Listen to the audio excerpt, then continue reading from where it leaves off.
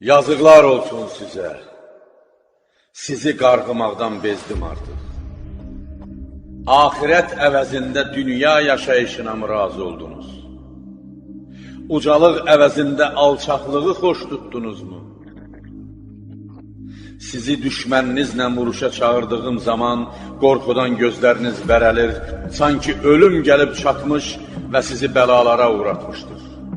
Qəflətə dalmısınız və o qəflət sizi sərxoş etmişdir.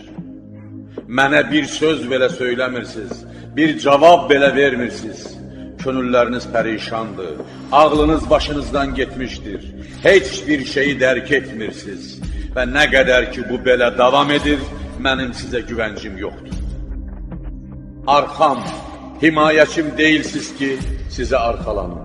Qolum qanadım olmursuz ki, sizə sığınım. Siz sarvanı itmiş dəvələrsiniz.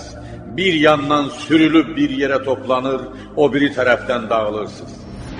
And olsun Allaha ki, siz savaş alovunu necə də pis yandırıb tutuşduranlardansınız. Onlar sizə qarşı fənd işlədirlər. Siz onlara qarşı heç bir tədbir görmürsünüz.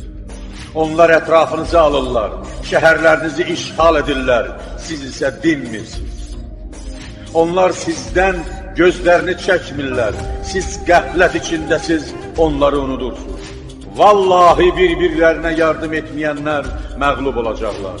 Vallahi belə hesab edirəm ki, döyüş qızışanda, ölüm alovlananda, bədəndən ayrılan və yenidən öz yerinə qayıtmayan baş kimi Əbu Talib oğlundan ayrılıb gedəcəksiniz. And olsun Allaha ki, düşmənin hücumunu duyub gözləyənə düşmən hücum çəkər.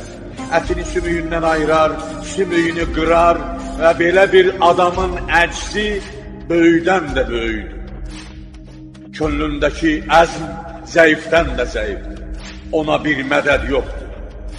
İstəyirsən sən belə ol, fəqət mən and olsun Allaha, düşmənin hücumundan əvvəl ona elə hücum çəkərəm ki, məşarifdə hazırlanmış qılıncla elə vuraram ki, kəllədəki kiçicik sümüklər belə havaya uçar. Qollar, biləklər, ayaqlar yerlərə düşər. Bundan sonra da Allah dilədiyini edər. Ey insanlar! Mənim sizin üzərinizdə haqqım var. Sizin də mənim üzərimdə haqqınız var.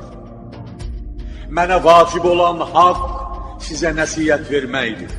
Qənimətləri sizə bölüşdürməkdir. Bilmədiklərinizi öyrətməkdir.